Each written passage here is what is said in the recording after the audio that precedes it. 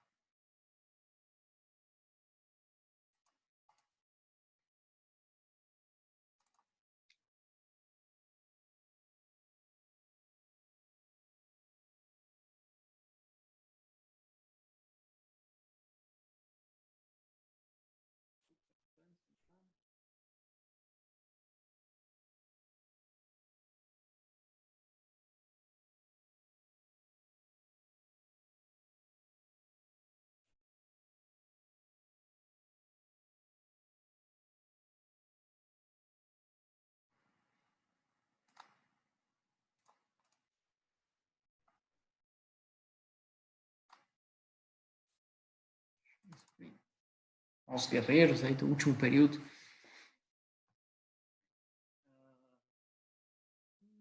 O elemento está ficando cada vez mais barato, mas mesmo assim pode não valer a pena, né?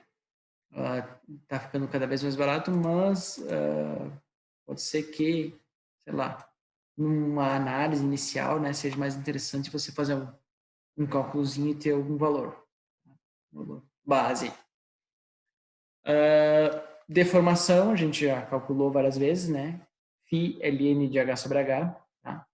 No forjamento, sempre a deformação mais importante vai ser a da espessura.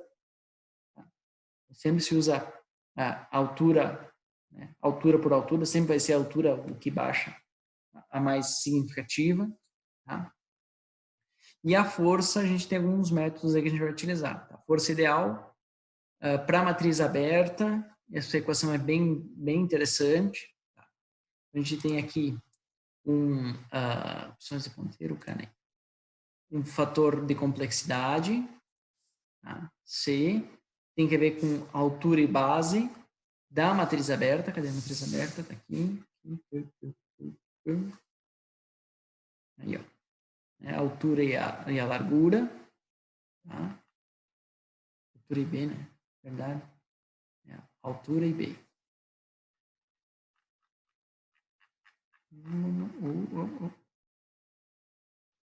Cadê? Altura e B. Né? Então, tem o fator de complexidade e aplica esse fator aqui e calcula a força, né? KF médio, A, C, tal. Para a matriz fechada, dá para estimar o C, mas ó, ele pode variar de 1,2 a 2,5 ou de 3 a 8 para a forma de matriz fechada, matriz simples e tal, e 8 a 12 para formas complexas. Ou seja, de 1,2 a 12, ele pode, então é muita variação que pode ter esse C. Tá? Então isso é difícil dá para estimar, mas fica inviável, assim, impraticável estimar por aqui. Tá? A gente vai ver outros métodos para calcular. De novo, tem aqui o trabalho, né? Para prensa excêntrica, para prensa de queda, para martelo, né? Falar em energia, em trabalho, que é mais lógico em falar somente em força. Para forjamento, eu não vou, hoje a gente ficou apertando o horário e fez bastante exemplo, eu não vou fazer essa dedução, mas é a mesma de prensagem, tá, pessoal? Ao que vem, aí se der tempo eu até faço. É a mesma diferença de prensagem, eu tenho aqui um ΔX, a pressão e o atrito. Mesmo que a gente fez lá na prensagem. E aí está aqui a fórmula de pressão com atrito M, tá? Foi calculado aqui com atrito M, daria para calcular com atrito Mi também, né? O deslizamento. Então esse M aqui é o atrito, se vocês quiserem anotar aí na anotação de vocês. Tá? E ela tem uma fórmula linear, né? Que nem na prensa, né? Ela é mínima lá no canto da peça, tá? E máxima no centro. Esse A menos X aqui é a equação da reta da distribuição. Sim, na verdade. E a pressão média, da mesma forma, para calcular a força. Então, aqui uma forma mais interessante do que essa aqui, para calcular a força. baseado comprimento na altura, comprimento, né, da peça, altura, atrito e o KF médio aí da peça. Então, de novo, ó, você tem o pico no centro da peça e aqui o KF, né? Esse aqui é o KF da tua peça. Tá? Acontece da mesma forma lá que na prensagem. Método dos blocos aplica essa equação, só que divide em vários blocos a tua peça, tá? Em vários tubos, porque a gente pensa, ó, do 1 para o 2, beleza, eu tenho essa área aqui, mas ela vai rotacionar nessa linha de centro. Então, aqui eu vou ter um tubo. Não consegui nunca fazer aqui, ó. Né? Meio tubo e meio tubo para frente. Né? Então, por isso que eu falo aqui para tubos. E aí eu divido em diferentes alturas, tá? E calculo para cada altura uma pressão média. Aí a pressão vezes a área vai te dar a força. A força. Por que a gente separa em diferentes pedaços? Porque cada pedaço tem uma altura diferente e cada altura eu vou ter um KF médio diferente. KF médio, eu tenho altura, né? Então, isso aqui vai variar para cada altura diferente de tubo e eu fazendo o somatório ali eu consigo estimar melhor a força de forjamento. Isso também é bem legal. Esse aqui que estão fazendo a lista 3. Esse aqui que estão fazendo a lista 3. Eu vou dar uma forma aqui axissimétrica, né? Ou seja, uma giratriz cilíndrica aqui, né? Parecida com essa, né? Com uma linha de centro, tá? E aí vocês vão dividir em blocos e calcular para os blocos aí o que vocês, a força média, a força estimada de forjamento. Aí algumas outras literaturas trazem algumas equações, tá? Para esse tipo de forjamento específico, para esse tipo de forjamento, tá? Bem analítico também. Esse é do Dieter, né? Então ele tem uma força da peça C, carga da forja, e uma força para a rebarba, que é a F. Tá? Carga de forjamento de rebarba. Força para forjar a rebarba e força para forjar a peça. E a soma das duas é total. Tá? Aqui nos blocos que vocês vão fazer, também você vai ver que aqui na rebarba a força é maior. A força é maior. Por isso que tem equações separadas. Por que eu tenho que ter rebarba? Por que minha força é maior na rebarba? Porque eu tenho uma simulação, né, em volumes finitos de forjamento, onde eu tenho vermelho representa mais tensão, onde eu tenho azul representa menos tensão. Onde eu tenho menos tensão, há essa é a pressão na matriz. Tá? Onde eu tenho menos pressão na matriz, representa uma área onde há risco de não preenchimento do meu material. Então, nesse ponto aqui, por exemplo, há um risco, tá, de não preencher com totalidade o material. Então, essa pressão azul tem que ser alta o suficiente para garantir o preenchimento. E o que aplica pressão na região azul? É a rebarba. Tá? Ver se consigo... Não vou conseguir. Vou ter que puxar a câmera. Mas antes de puxar a câmera, deixa eu falar um pouco mais aqui. Então, nessa região da rebarba, eu gero pressão e essa pressão impede o material da giratriz, do blank, de escoar para fora e ele vai preencher as cavidades. Então, a pressão que obriga a preencher as cavidades, ela vem da rebarba. A rebarba gera uma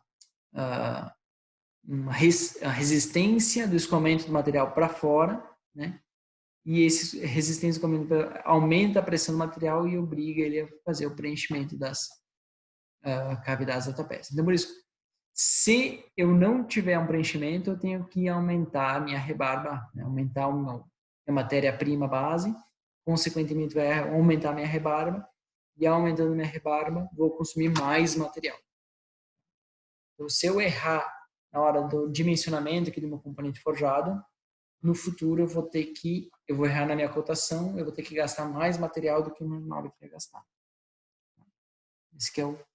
Esse que é o risco, por isso que se paga análise de elementos finitos para isso, né? Ela se paga para você não ter lá na frente um gasto de material maior do que o desejado, que o mínimo necessário, por aí vai. Ficou claro isso aqui, pessoal? Eu sei que isso aqui é ruim de entender. Vou ver se eu consigo desenhar para vocês aqui. Quanto tempo eu tenho? Meia hora e meia.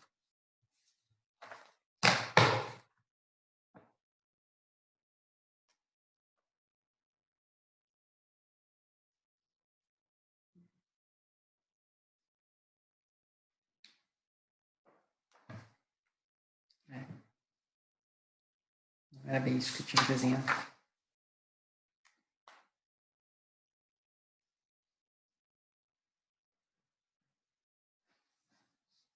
Assim.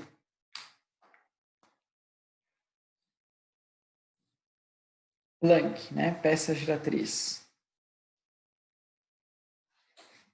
Eu podia botar um ressalto na ascensão.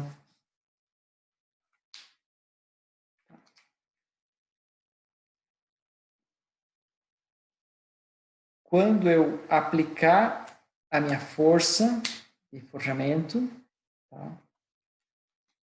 O meu material tem que preencher essas cavidades. Preencher esses raios.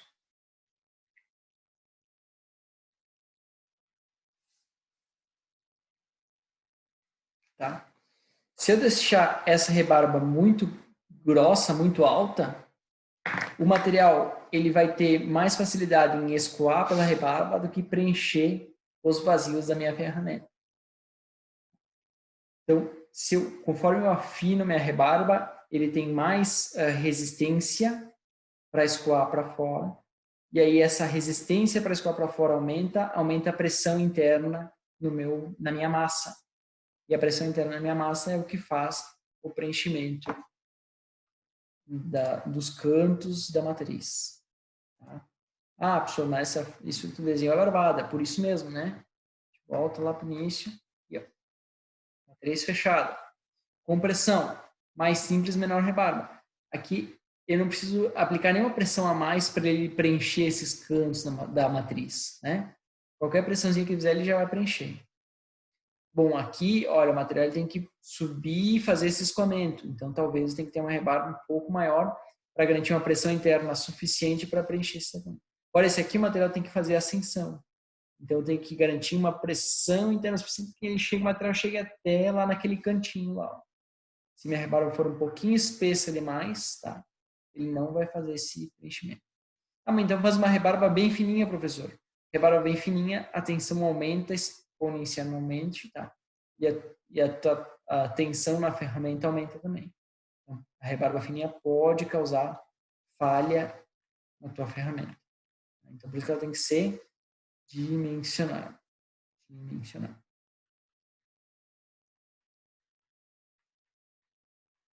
Tá? Bom, fiz tudo no figurino, né? Tudo certinho. E a minha peça, calculei a rebarba aqui, tudo certo. Cuidei os ângulos, cuidei os raios. Né? Tá tudo na régua. E a minha peça apresentou uma trinca. Uma trinca. Olha aí, ó. E essa trinca só foi vista depois que eu forjei, cortei a peça e aí visualizei aqui, né, uma trinca. Superficialmente, pode ser que eu não observe essa trinca, né? É só uma falhazinha aqui ou mal é mal. Tá? Mas na aplicação ela pode gerar essa trinca e vai gerar a falha. Agora rendeu a nossa apresentação. Então, pessoal, sei que vocês estão cansados já, a ressaca de Páscoa aí, mas vamos dar uma olhada e tentar entender o que aconteceu, o que gerou essa falha.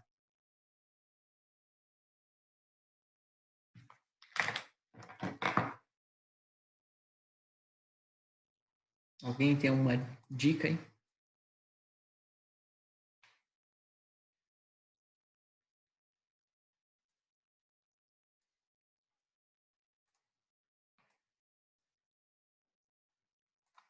Pode me o microfone, não precisa ser. Material, o Fagner disse. Como assim material? Parece uma folga entre as duas ferramentas ali. Aqui em cima, tu diz? Isso aí. Mas aqui é a rebarba dessa peça, entendeu? Essa aqui é o dimensionamento da rebarba, seria essa porção aqui, é a rebarba.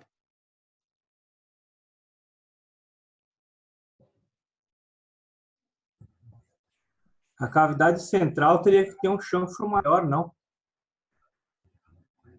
Ó, a trinca tá aqui, né? A trinca tá aqui. Opa, muito para cima. Agora fez uma lambança. Opções de ponteira, apagar. Essa cavidade central, tu diz fazer ela mais aberta assim? Isso. É uma possibilidade. Por que tu acha que isso pode gerar falha? Bom, aí fica claro que aqui tem umas linhazinhas aparecendo aqui já.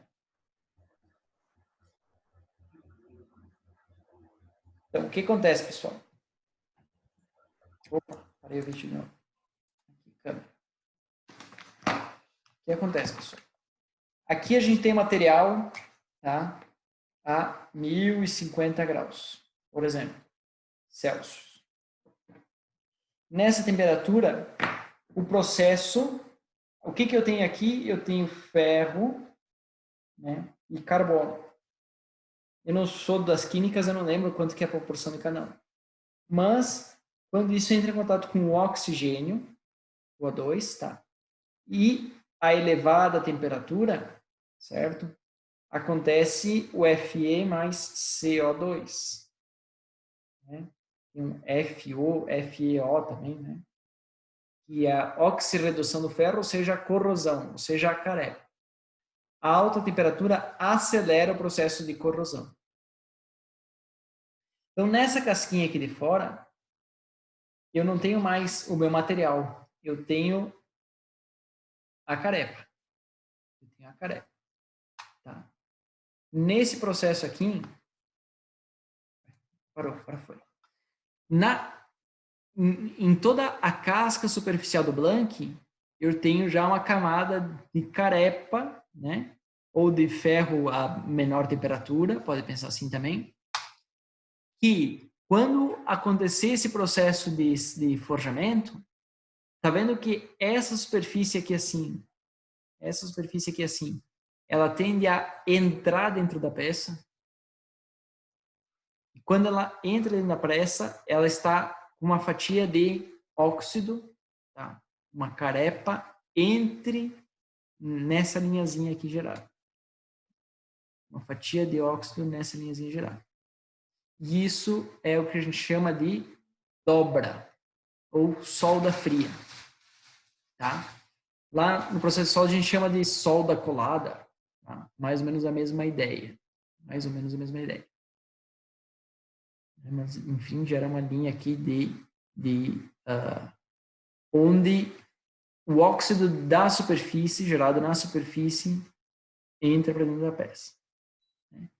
Então, a solução foi aumentar o chanfro, mexer nos raios, né? Não sei que o aluno que respondeu aí, né, mano? O cara que tem uma noção de ferramentaria, o cara é fera, né? E aí esse chanfro aqui vai reduzir esse arraste do material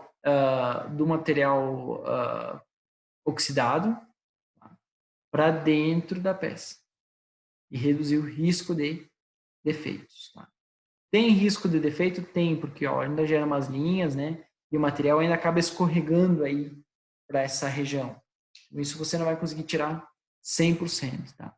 Mas já melhora bastante. Como concluir que o defeito é uma dobra e não uma trinca no sentido de trinca de quebra, né? Foi quebrado. E sim uma dobra. Como é que você acha que a gente pode concluir se é uma falha de dobra ou não, pessoal? Essa foto aí tem a resposta já, essa metalografia.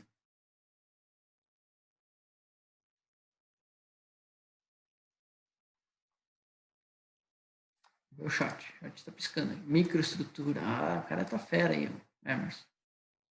A microestrutura. Por quê, pessoal? Porque lembra que na casquinha, aqui a gente consegue ver ó, o centro, um grão grosso, e na casquinha um grão fino. Tá? Então, ó, ao redor de toda a trinca a gente vê um grão fino. Um grão fino. Tá? Um grão fino. Então, esse grão fino representa que esse material aqui já esteve na casquinha. Já foi conformado na casquinha. E o branco, o preto e o branco, o preto representa o ataque do nital, né? E o nital ataca o carbono. Né? Lembra que o perlita, né? A perlita fica mais escura e a ferrita fica mais clara. Então, nessa superfície, o ferro que estava ligado com o carbono já virou ferro puro e o carbono foi embora com o oxigênio. Então, aqui na nossa microestrutura, a gente vai ver ela mais esbranquiçada, indicando que a gente tem mais ferro, mais ferrita, menos perlita e cementita. Tá? Outro processo efeituoso aí para a gente dar uma analisada. Mesma coisa, né?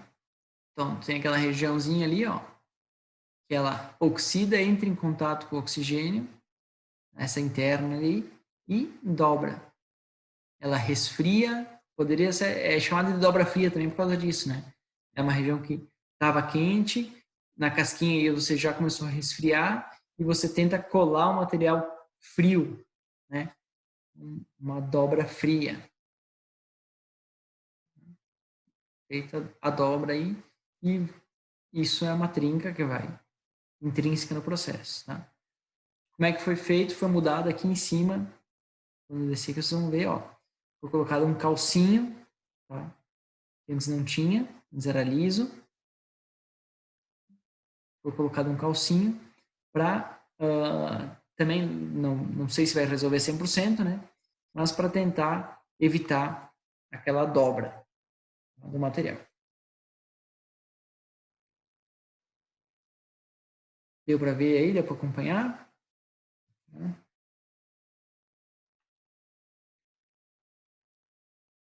Então, aqui ó, a gente vê mais dobras, tá? Mais dobras. Aqui a gente vê uma dobra aqui, tá?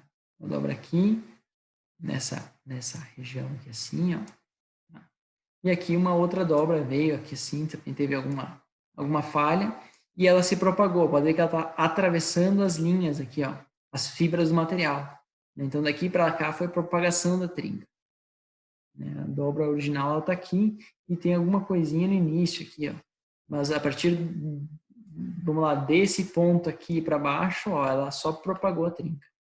Só propagou a trinca. Mais um exemplo, né, parecido com aquele outro também, o material calça aqui.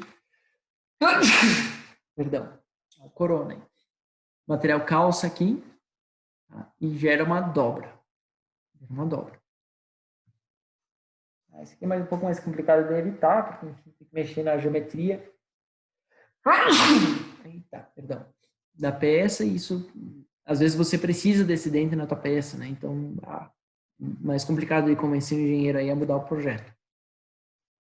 Tá? Mas é uma trinca que vai acontecer na tua peça, que é ela aqui, ó. O que apareceu na simulação apareceu na peça real. Essa trinca aqui, ela é um pouco diferente, tá? Ela é causada pelo sobreaquecimento. Sobreaquecimento. O sobreaquecimento ele vai acelerar a descarbonatação, que é aquele processo do carbono ir embora, tá? E vai gerar contrações térmicas maiores. Então, é gerada uma trinca, não na superfície, no sentido de, claro, é na superfície, mas não é onde você tem a dobra, né? Em uma região diferente.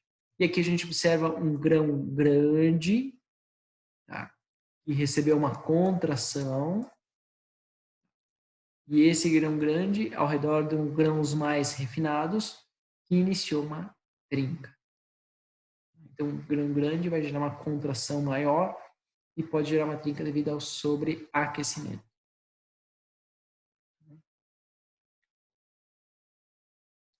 o sobreaquecimento também ele é prejudicial porque ele não encrua o teu material de uma forma adequada.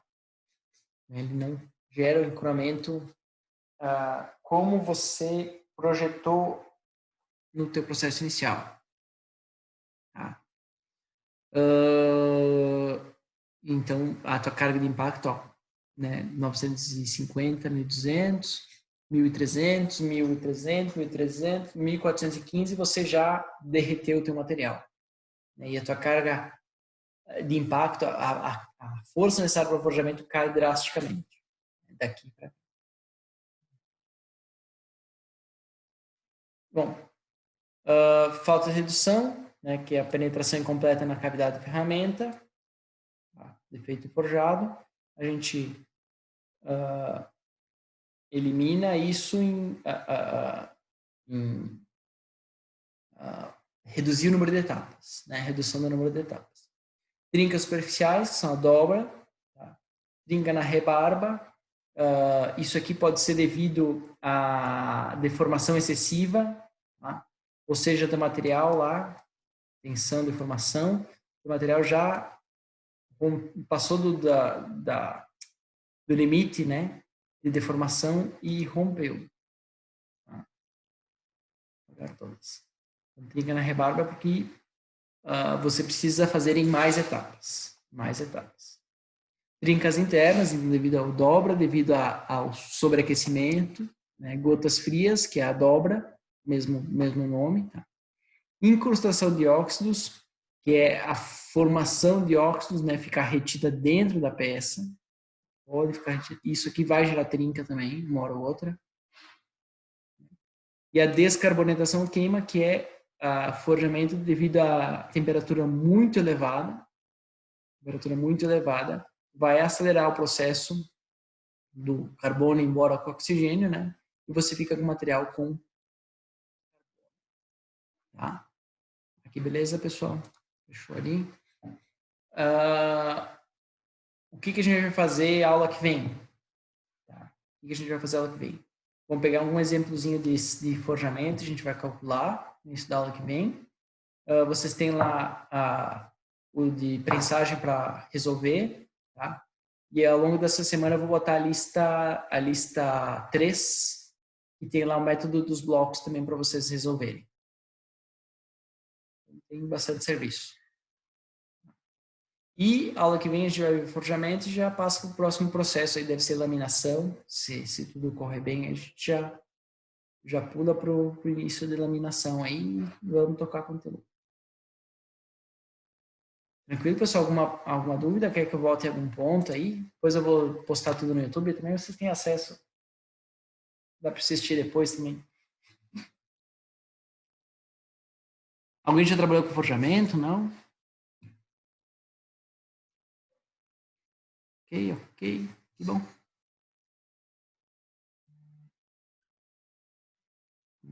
Acho é difícil, né? Forjamento é um processo forjamento é um processo que... Deixa eu só fechar o WhatsApp aqui antes que comece a apitar. A gente, no Rio Grande do Sul, tem bastante forjarias lá em São Leopoldo, né? Tem bastante gente que trabalha com forjamento lá. Aqui em Caxias tinha, mas um pouco fechou. A legislação ambiental parece que está bem mais complicada, né? Aqui perto da FTEC tem o professor Tonieto ali, tem a Tecnohard, e ele faz muito forjamento em indução. Ele não tem forno, ele faz só forjamento via indução. E peças, que nem ele falou, bem técnicas mesmo, né? Você aquece e forja só, tipo, eu quero, né, desse pino eu quero gerar uma engrenagem. Esse pino eu quero gerar uma engrenagem aqui assim. Assim. Então, a forja por indução aquece, por exemplo, só a região branca aqui, ó, né? Só uma região, você coloca na prensa, aplica a carga e aí ele deforma essa porção aqui, certo? Deforma essa porção aqui, já vai para a refrigeração. Então, essa porção aqui, você fica com o teu material, ele aqueceu, né, tentou recristalizar, conformou, ele ficou com a estrutura fina. Tá? E da ponta para cá, ele não chegou a aquecer. Claro, tem uma região de transição, mas da ponta para cá ele não chegou a aquecer. Então, você tem as propriedades do material laminado. Você tem, né, mantém as propriedades e isso gera benefícios aí para o teu produto. Isso Professor, pode falar. e, por exemplo, se fosse fazer um garfo, um exemplo, dois, como se fosse um garfo ali, eu vi um problema uma vez numa peça, como se fosse dois garfos, ele não mantém paralelo, sabe? Cada processo ela sai deformada, depois não consegue garantir na usinagem. Como se fosse o símbolo do rock and roll aí, isso. Isso aí. Só que ele é maciço embaixo, só a diferença mais maciço, isso aí. Como é que faz para garantir que essas duas perninhas se mantenham estável ou que o erro dê sempre tem alguma técnica? Olha, técnica não tem, porque aqui tu tem aquecimento, né? Então, Sim. tu sempre vai fazer essa contração aqui. Uhum. Então, é um ajuste muito, muito preciso de matriz rígida e controle de temperatura. Uhum. Entendi. Eu tenho um estudo de caso numa peça assim, vou ver se eu consigo para te mandar de um problema assim que as perninhas ficavam Sim. cada hora no processo ela saía para um lado ou deformada, daí não conseguia garantir na usinagem, né? Porque aí tu tem o sobremetal, né? E quanto menor o sobremetal, mais barata a tua peça. Tanto que você gasta menos massa de forjado você paga por quilo, e quanto menos massa, melhor. E na usinagem, quanto menos material tu tirar, mais barato também é. Então, tu ficar colocando muito sobremetal, tu vai agregar muito no teu processo. Certo. Vai pesar muito a peça. Quando eu trabalhei na Yost, tinha o garfo do engate automático, assim. Ele era cilíndrico e a ponta fazia bem esse formato aqui, né? Ele tinha, aqui para baixo era cilíndrico, tinha uma massa aqui e fazia esse dente aqui. E o ajuste aqui era só no raio aqui, né? Nessa estrutura aqui e estrutura aqui. Só que aqui a gente precisava forjar, porque justamente aqui é o ponto de concentração de tensão. Então, se tu começar a usinar na região aqui, tu acaba perdendo o benefício do teu forjado, entendeu? Sim, tu vai deixando ele frágil. Vai deixando ele frágil. Então, legal. Só o controle dessa geometria aqui e ferramenta e temperatura. Não sei se aquele estudo de caso tinha mais alguma coisa, alguma novidade, alguma coisa diferente. Não, é isso aí. Porque vou dar uma olhada resgatar o e-mail que eu recebi na época. Eu peguei só de curiosidade, né? Para ver como que era o processo há uns 2 meses atrás. Eu vou dar uma olhada. Porque... Bom, enfim, é isso aí, né? E a temperatura é muito difícil de tu manter, porque você tem processo produtivo, né? Temperatura ambiente é só controlar a temperatura do forno. Não é bem aí. O tempo de resfriamento varia um monte também. Então, você tem tem um balde de peças, certo? As de cima vão resfriar numa taxa, as do meio vão resfriar noutra taxa. É isso aí. A matriz também vai ter um aquecimento diferente, tudo. No início do processo, né? E quando você começa no meio, enfim, no início a matriz está fria, aí você começou a forjar, ela começa a esquentar. A matriz também tem uma falta de rigidez nesse sentido aqui também. Beleza. Entendido, obrigado. Beleza, pessoal? Mais alguma dúvida aí? Eu vou deitar o cabelo. Tudo certo. Beleza. Boa noite. Tudo certo, professor. Boa noite. Valeu, qualquer coisa eu tô no WhatsApp e eu botei lá o KF lá na tarefa, fiquem ligados, tá? Eu acho que quarta, quinta-feira eu já boto no YouTube esses vídeos aqui. Talvez demore um pouco mais. A de terça-feira demorei um pouco mais para botar no Moodle aí, porque eu me enrolei para dar upload.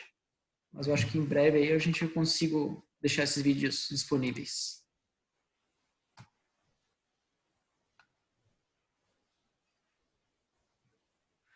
Então, beleza. Boa noite, pessoal. Coisa eu tô no WhatsApp aí e vamos lá, né? Quarentena neles.